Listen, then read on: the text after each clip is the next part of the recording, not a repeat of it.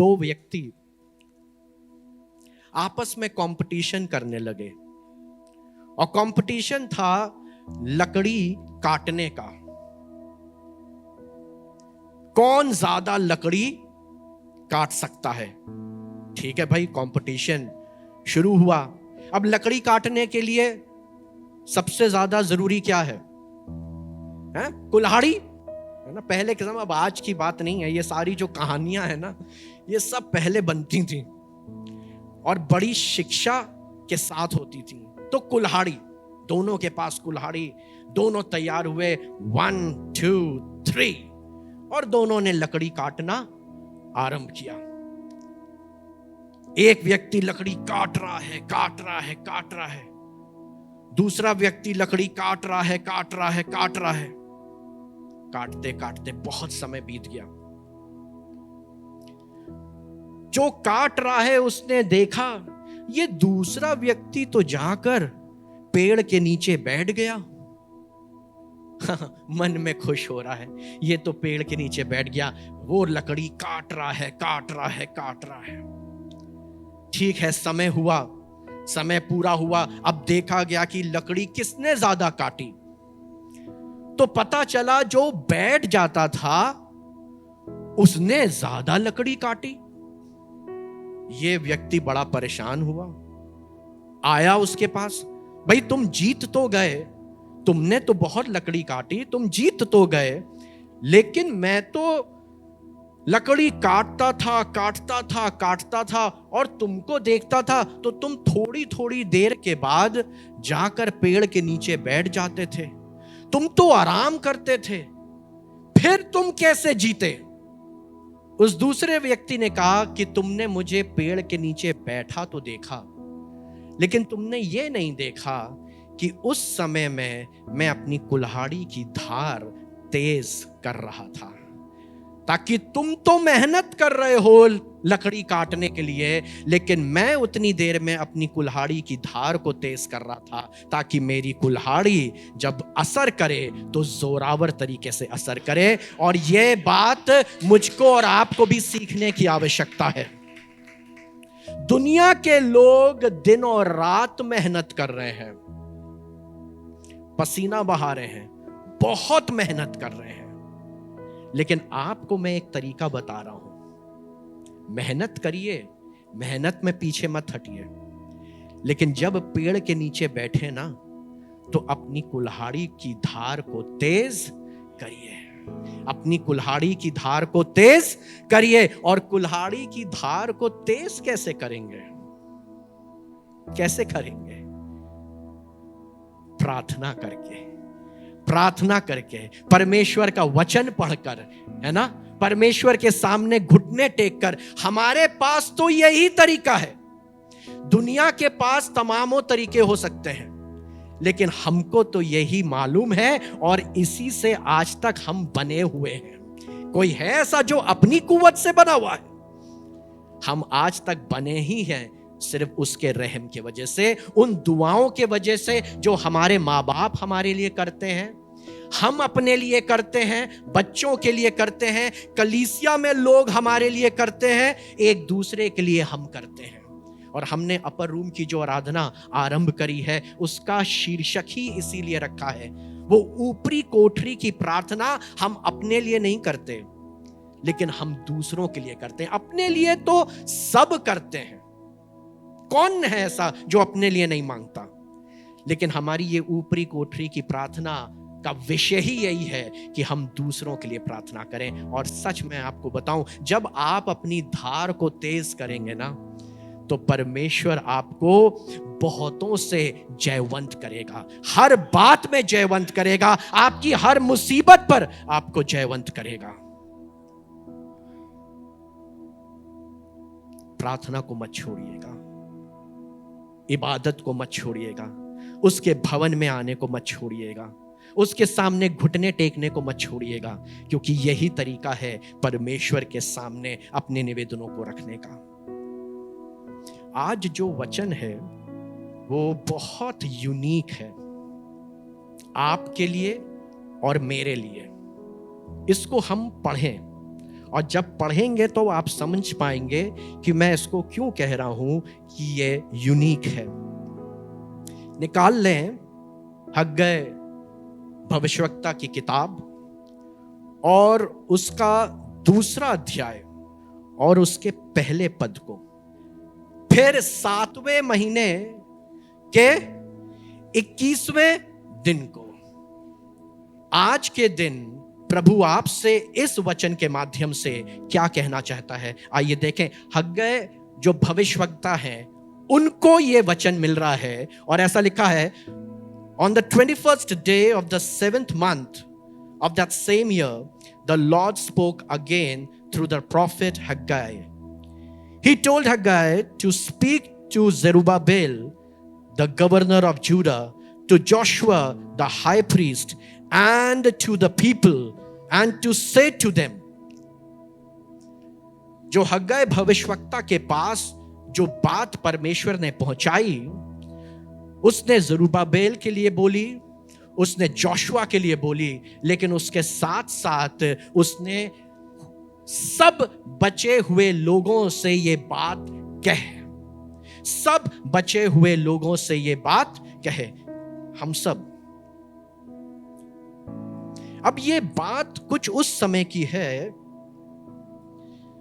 जब नेहमिया अपने साथ बहुत से लोगों को बाबिलोन से लेकर वापस यरूशलेम के अंदर आए। और क्यों आए?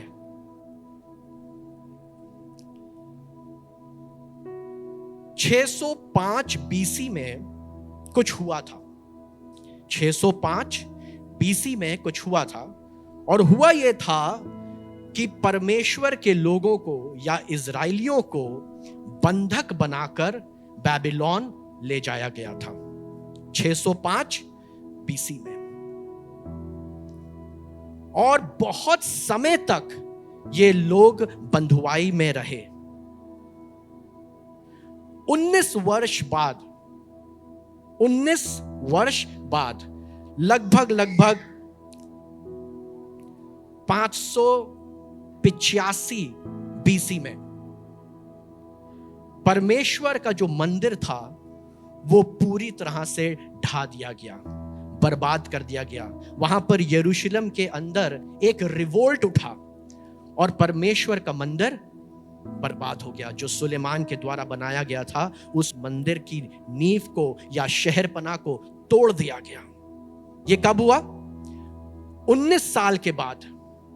ये बातें जो लोग इजरायली लोग बाबिलोन में गए थे उनको पता चली तो वो बहुत विचलित हो गए, बहुत परेशान हो गए, बहुत हताश हो गए, क्योंकि इस मंदिर का टूटना कहीं ना कहीं उनके विश्वास को झंझोड़ रहा था। नेहमिया ने राजा से बात करी और राजा ने उसको अलाउ कर दिया वापस आने के लिए, शहरपनाह को बनाने के लिए।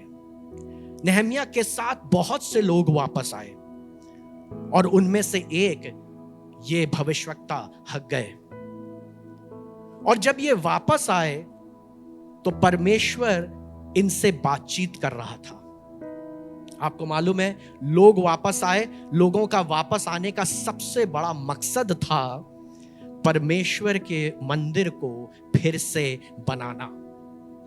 सबसे जो बड़ा मकसद, नेहमिया ने बात ही इसीलिए करी थी कि बात वापस आकर परमेश्वर के मंदिर को फिर से स्थापित किया जाए और जो शहरपनाह टूट गई थी, जो दीवारें टूट गई थीं, जो दरवाजे टूट गए थे, उनको फिर से स्थापित किया जाए।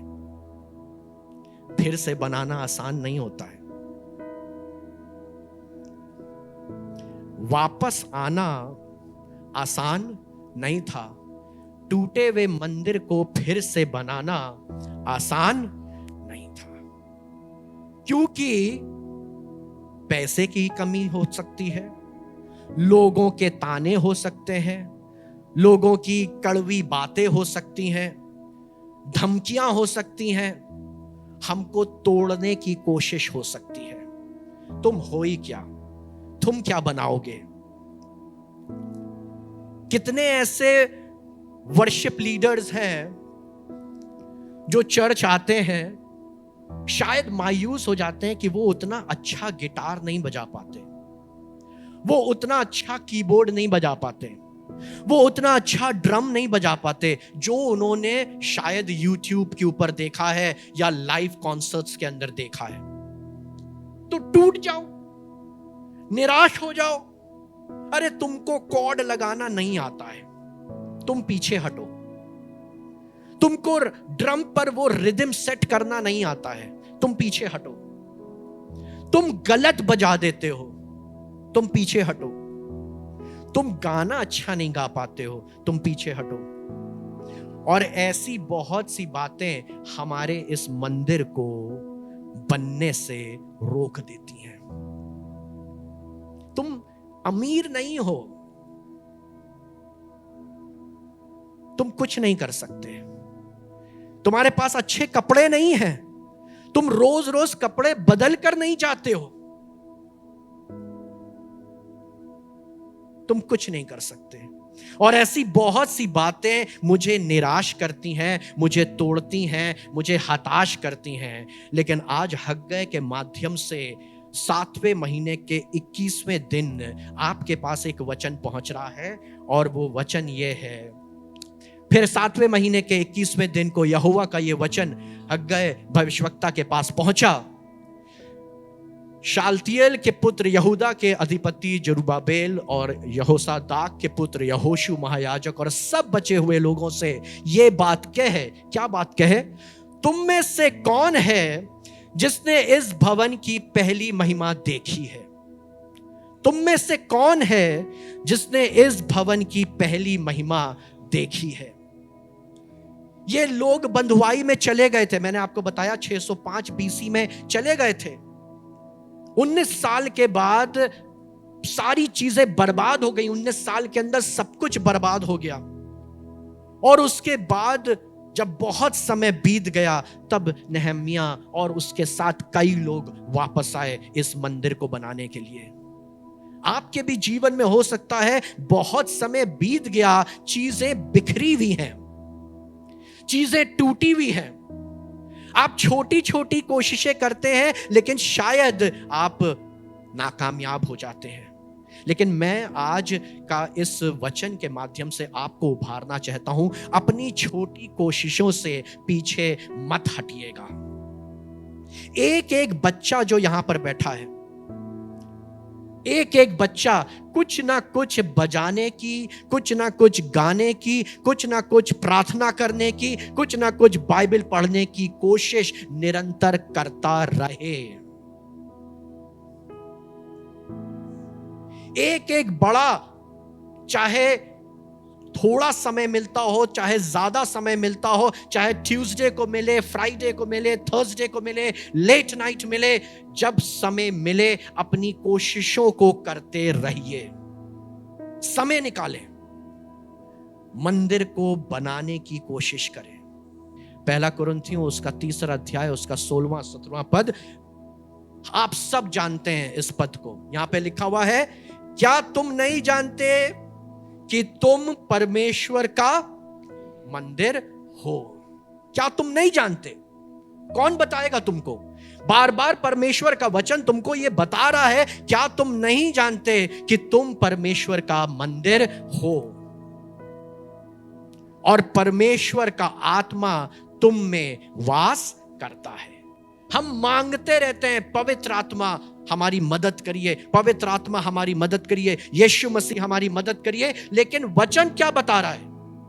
क्या तुम नहीं जानते कि तुम परमेश्वर का मंदिर हो और पवित्र आत्मा तुम में वास करता है? लेकिन जैसा पादरी साहब ने अभी हमको बताया, हम पवित्र आत्मा को क्या करते हैं? हम पवित्र आत्मा को मना कर देते हैं। हम उसको अपने जीवन से हटने के लिए बोल देते हैं। हटने का मतलब यह है, जो पक्ष में नहीं वो विपक्ष में है, जो पक्ष में नहीं वो विपक्ष में है। अभी मैंने एक बहुत खूबसूरत एक चीज सीखी, सुनी, वही मैं आपसे बता रहा हूं एक जगह आग लगी हुई है, जल रहा है। अब किस तरह के लोग हो सकते हैं? एक वो जो बाल्टी में पानी भर भर के ला रहे हैं आग बुझाने के लिए, और शायद दूसरे वो जो अपनी खिड़की से देख रहे हैं कि आग लगी हुई है। इन्होंने भी अपने आप को समझा रखा है हम तो बहुत दूर हैं, हम कैसे जाएं वहां पर आग बुझाने के लिए। आप भी आग के जलने में मदद कर रहे हैं। अगर आप पक्ष में नहीं तो आप विपक्ष में हैं। न्यूट्रल जैसी कोई बात नहीं है। कई लोग, हम लोग कहते हैं ना, बाइबल में भी लिखा हुआ है, अच्छा होता या तो तुम ठंडे होते और या तुम गर्म होते। तुम कैसे हो? तुम किसी काम के नहीं हो, तुम किसी काम के नहीं हो। जो लोग अपने आप को कहते हैं ना न्यूट्रल, हमको कोई फर्क नहीं पड़ता, हमसे क्या मतलब, नहीं। आज से दुआ करना शुरू करिए।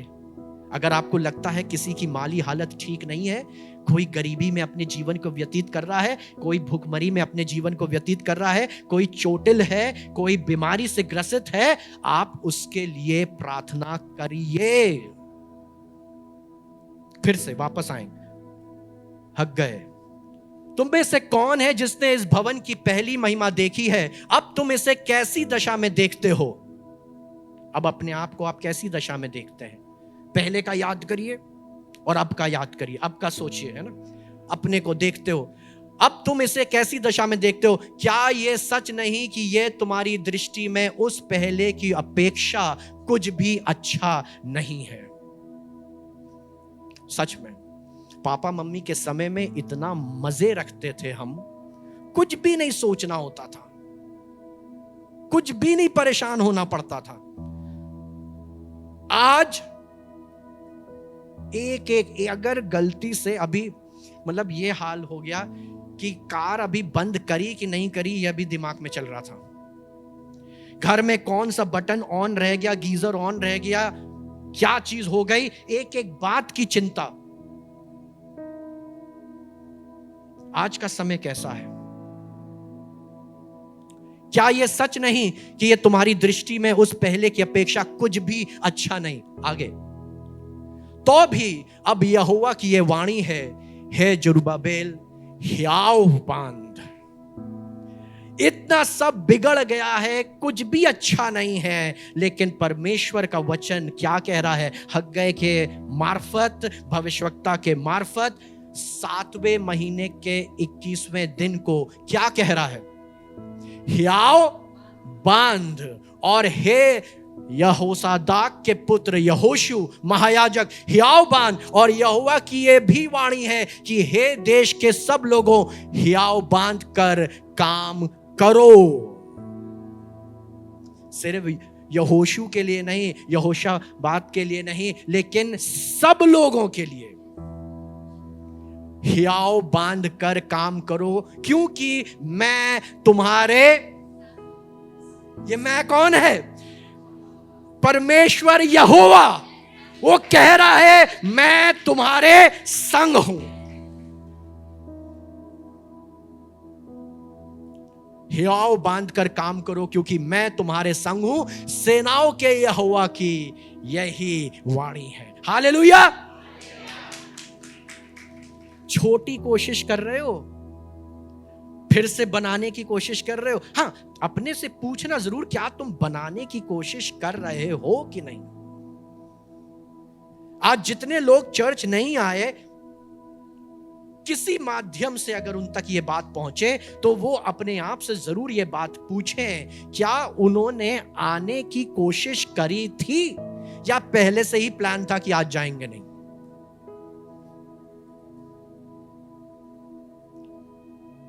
जब तुम कोशिश करोगे ना, तो परमेश्वर का वचन बता रहा है हियाव बांध कर काम करो, क्योंकि मैं तुम्हारे संग हूं। सेनाओं के यहोवा की यही वाणी है, मैं तुम्हारे संग हूं। आगे, तुम्हारे मिस्र से निकलने के समय जो वाचा मैंने तुमसे बांधी थी, उसी वाचा के अनुसार मेरा आत्मा तुम्हारे बीच में बना है, इसलिए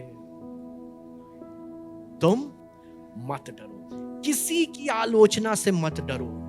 कोई तुमको दबा रहा है, मत डरो। कोई तुम पर उंगली उठा रहा है, मत डरो। कोई तुमको परेशान कर रहा है, मत डरो। तुम्हारी परिस्थितियां तुमको दबा रही हैं, तुमको निराश कर रही हैं, तुम्हारी बीमारी तुमको निराश कर रही है, लेकिन परमेश्वर का वचन कह रहा है मत डरो। जिसने इजराइलियों को बंधुआई में से निकाला, आज वो आपसे कह रहा है, भविष्यवक्ता के माध्यम से कह रहा है, 7वें महीने के 21वें दिन को कह रहा है, मत डरो। अपने काम को करते चले जाओ, अपनी कोशिशों को करते चले जाओ, अपनी बातों को परमेश्वर के हाथ में देते चले जाओ, and you will see great miracles. बड़े बड़े आश्चर्य कर्मों को आप देखेंगे, बड़े बड़े कामों को देखेंगे। किसी को क्या याद है इस मंदिर की पहली महिमा? वचन में लिखा है। क्योंकि इतना समय बीत गया, 605 बीसी में हुआ। उसके बाद कब ये लोग वापस आए? 70 साल बंधुआई में रहे।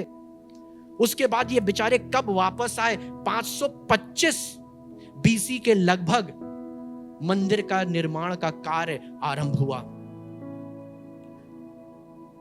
520 बीसी के अंदर हग्गै के पास यह वचन पहुंचा। बीसी में उल्टा चलता ना, आपने अगर बीसी वाली ये जो गिनती होती है उसको अगर आपने जाना होगा तो बीसी में कैलेंडर उल्टा चलता है। 605 में शुरू हुआ और अब कौन सा समय है? 520 बीसी है। हग्गै भविष्यवक्ता के पास यह वचन पहुंच रहा है, मत डरो। आगे, क्योंकि सेनाओं का यहोवा यूं कहता है, अब थोड़ी ही देर बाकी है। पढ़िएगा फिर से, सेनाओं का यहोवा यूं कहता है, अब थोड़ी ही देर बाकी है। किस बात के लिए? किस बात के लिए? देखिए क्या लिखा है कि मैं आकाश और पृथ्वी और समुद्र और स्थल सब को कंपित करूंगा, सारी चीजों को हिला दूंगा, सारी नकारात्मक बातों को हिला दूंगा। और ये हिलेगा तो तभी जब मेरा यीशु आएगा। Hallelujah, hallelujah. ये उस समय भविष्यवाणी करी गई, अब थोड़ी ही देर बाकी है कि मैं सबको कंपा दूंगा। आकाश और पृथ्वी और समुद्र और स्थल सबको कंपित करूंगा। यस, और मैं सारी जातियों को कपाऊंगा और सारी जातियों की मन भावनी वस्तुएं आएंगी और मैं इस भवन को अपनी महिमा के तेज से भर दूंगा। सेनाओं का यहोवा का यही वचन है। इस भवन को मैं अपनी महिमा से भर दूंगा और यह तब होने पाएगा जब यीशु मसीह आपके और मेरे जीवन के अंदर आने पाएगा। सब कुछ थरथरा जाएगा। दुनिया देखेगी कि ये हो क्या रहा है, ये व्यक्ति बदल कैसे रहा है, इस व्यक्ति के अंदर इतनी सामर्थ कैसे आ रही है, इस व्यक्ति के अंदर इतनी अच्छाइयां कैसे आ रही हैं, ये व्यक्ति इतना तरक्की कैसे कर रहा है। ये सब आप अपनी आंखों से देखेंगे, ये होने पाएगा। आज परमेश्वर का वचन आपको ये शिक्षा दे रहा है, ये होने पाएगा। यकीन कर लीजिए इस बात पर। अपनी कोशिशों में कम मत रखिएगा, अपने काम को करते रहिएगा और फिर देखिए परमेश्वर का वचन और आगे क्या कहता है। जी, चांदी तो मेरी है और सोना भी मेरा ही है, सेनाओं का यहोवा की यही वाणी है। दुनिया की जो सारी चीजें हैं ना, जिसके ऊपर लोग बड़ा इठलाते हैं, इतना इठलाया जा रहा है, लेकिन परमेश्वर कह रहा है चांदी तो मेरी है और सोना भी मेरा ही है, सेनाओं का यहोवा की यही वाणी है। मत डरिएगा किसी के ऐशो आराम से, किसी के पैसे से, किसी के रुतबे से, किसी की हैसियत से आपको डरने की आवश्यकता नहीं है। किसी की कामयाबी से परेशान होने की आवश्यकता नहीं है। किसी के पास बहुत कुछ है, इससे आपको बिल्कुल भी अपने दिल को छोटा करने की आवश्यकता नहीं है। बस अपनी छोटी छोटी कोशिशों को करते रहिए। जैसे वो व्यक्ति पेड़ के नीचे बैठा ही नहीं था, लेकिन अपनी कुल्हाड़ी की धार को तेज कर रहा था। मैं आपसे सिर्फ इतना ही सा निवेदन करूंगा, लोग सुबह से शाम तक मशक्कत करेंगे और उतनी कामयाबी नहीं पा पाएंगे जितनी कामयाबी आपके हिस्से में आएगी।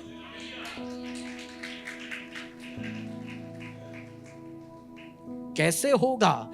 ये यहोवा करेगा, क्योंकि वो कह रहा है इस बात को। ये सब तो मेरा है। आगे, इस भवन की महिमा इसकी पहली महिमा से बड़ी होगी। इस भवन की महिमा इसकी पहली महिमा से बड़ी होगी। आपकी महिमा अगर यीशु मसीह को आप अपने अंदर आने दोगे तो पहले से ज्यादा आप खुश होगे, पहले से ज्यादा सुखी होगे, पहले से ज्यादा आपके अंदर शांति वास करने पाएगी। सेनाओं का यहोवा का यही वचन है, और इस स्थान में मैं शांति दूंगा, सेनाओं के यहोवा की यही वाणी है। आइए हम धन्यवाद करें प्रभु का एक एक बात के लिए कि उसने मेरे और आपके जीवन में अपनी शांति को बना के रखा है। और अगर अभी कोई परिस्थिति विरोध में है, कोई बात विपरीत है, तो परमेश्वर का वचन हग्गै भविष्यवक्ता के माध्यम से 7वें महीने के 21वें दिन को आपको कह रहा है, इस स्थान में मैं शांति दूंगा, सेनाओं के यहोवा की यही वाणी है। Hallelujah, praise the Lord.